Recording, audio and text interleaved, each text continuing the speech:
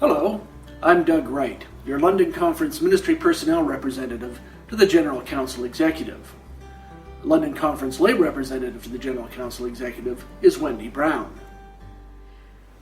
My name is Kathy Larmond and I'm the President of London Conference. And I'm Cheryl Ann Stadelbauer-Sampa, London's Executive Secretary. Currently, there are 4 levels of decision-making in the United Church of Canada. The first of these is the pastoral charge. Pastoral charges have a say in the decisions that affect them. The second is the presbytery. London Conference has 8 presbyteries. The third is the conference.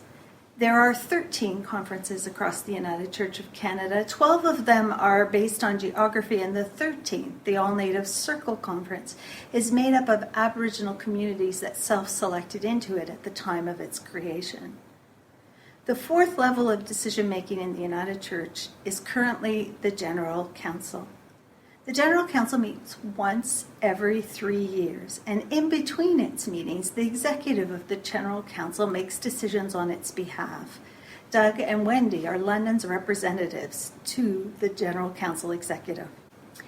In this 4-court model, the burden of the work is carried by the presbytery.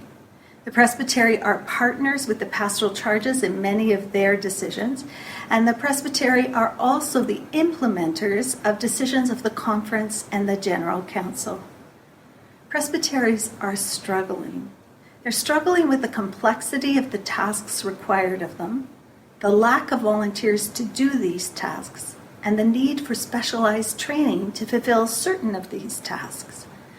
That's why in London Conference, we're testing the effective leadership and healthy pastoral relations process to deal with these concerns relative to pastoral relations matters.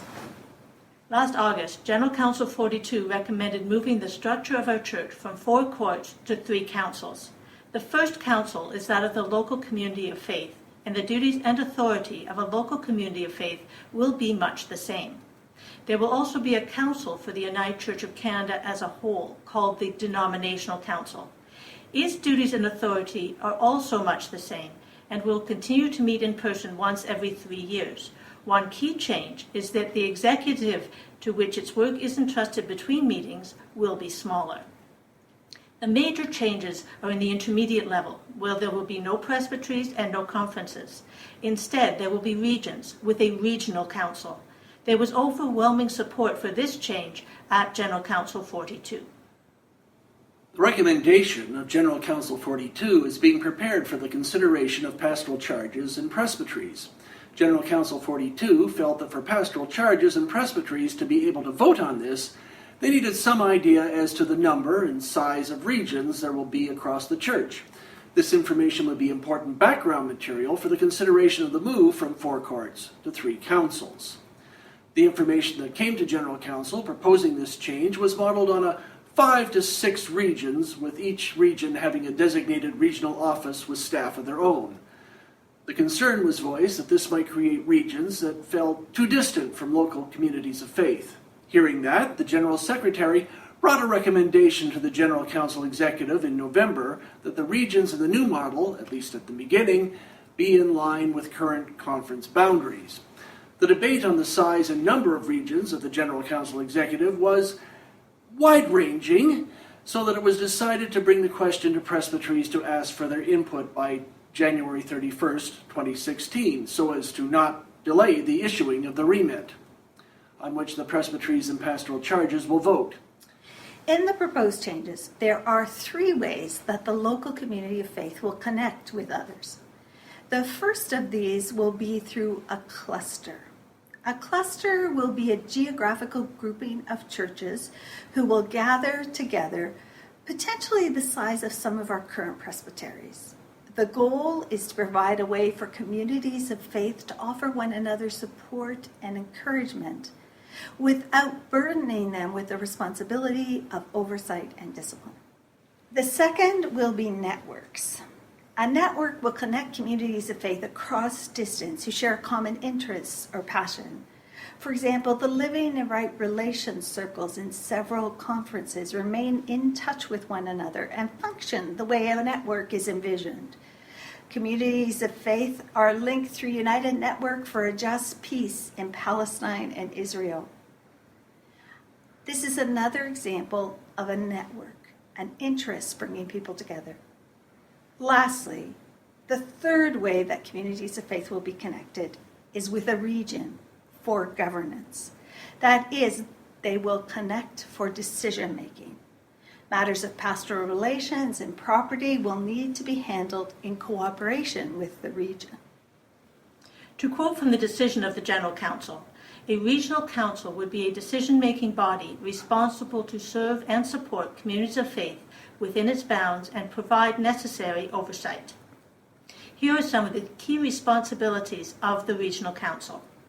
Covenanting, recognizing new communities of faith and living in relationship with communities of faith and ministry personnel. Services for communities of faith, providing support, advice, and services to communities of faith in matters of human resources and property, ongoing leadership training for ministers and laypersons, funding partnerships with the United Church Educational and Leadership Training Centers and camps. A region would also serve, support, and provide oversight of communities of faith. This would involve reviewing the self-assessments of communities of faith, supporting communities of faith, and ensuring compliance with the policies and polity of the United Church of Canada.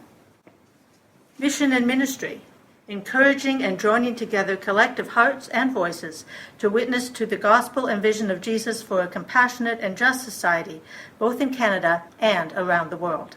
Another regional responsibility would be around policy and finance, administering denominational policy, dealing with property in cooperation with the local community of faith, and dealing with regional property, budget, and so on. The region would be engaged in preparation for ministry, including the recruitment and discernment of persons for ministry, accompaniment and supervision during preparation, ordination, commissioning, and recognition of designated lay ministers, licensing of licensed lay worship leaders, and the celebration of admissions and readmissions. Under pastoral relations, the region would be responsible for cooperating with communities of faith in recruiting, choosing, calling, appointing, and covenanting with ministry personnel. They would also be responsible for celebrating retirements. Oversight of ministry personnel. That would include encouraging and supporting ministry personnel, assisting with informal conflict resolution, maintaining the role of ministry personnel in good standing, and informing the Office of Vocations of the same. That middle council would continue one of the key functions of our middle courts now, ensuring participation in denominational life. So the region would elect members to serve on the denominational council. It would receive, deal with, and forward proposals to the denominational council. The question presbyteries or their executives are being asked to consider now is how many regions they believe the church needs to operate on this model. Please note that there will still only be 5 to 6 staffing centers. It is anticipated that each of those offices would serve more than one region. And most importantly, please note that this is not the remit we are discussing today. Remits are the way the church receives input from presbyteries and pastoral charges on denominational shaping matters. The remit is focused on the move from 4 courts to 3 councils and has already been prepared. It reads, does the presbytery or pastoral charge agree that A, the United Church be reorganized into the 3 council model approved by the 42nd General Council 2015, and that B, the basis of union, be amended to reflect this change? For presbyteries and pastoral charges to be able to answer that question, the General Council felt that the background material needed to give some indication of the size and number of the regions. That's why today your presbytery or its executive is being asked the following. Which range of numbers for the total number of regions nationally would you prefer? 12 to 15, 18 to 24, 25 to 30, 15 to 30, or something else? Specify what you would like. Now, based on your answer to that question, would you expect to have more than one region within what is currently your conference? And if so, how many? As we have discussed this topic, both at General Council Executive and among ourselves, These are some of the questions we have considered. The work of a region is governance. Regions will have less staff than a conference does now. It will require volunteer and financial resources. The financial resources will be drawn from a region's share of the assessment. What size does a region need to be to ensure that it has the capacity to do that work? There will only be 5 to 6 staffing centers. Is there any merit in linking the number of regions with the number of staffing centers, or will regions be able to function with staff who are available to them but not designated exclusively to them? How many regions can one staffing center serve? We also wondered if this change would benefit from a two-stage approach. The first step, because it is the most financially expedient, being reducing the staff offices, and the second, determining the region size using current conference boundaries for the phase-in of the three-council model.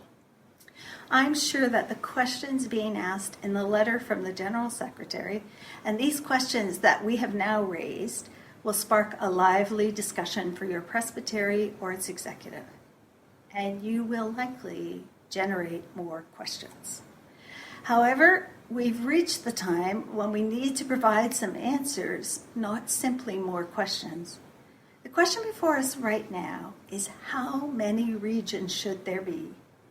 Please submit your presbytery's response directly to me at the conference office at c-a@londonconference.ca by January 31st. I will forward the replies from the London Conference presbyteries to the General Secretary. Thank you for giving this your time and prayerful attention.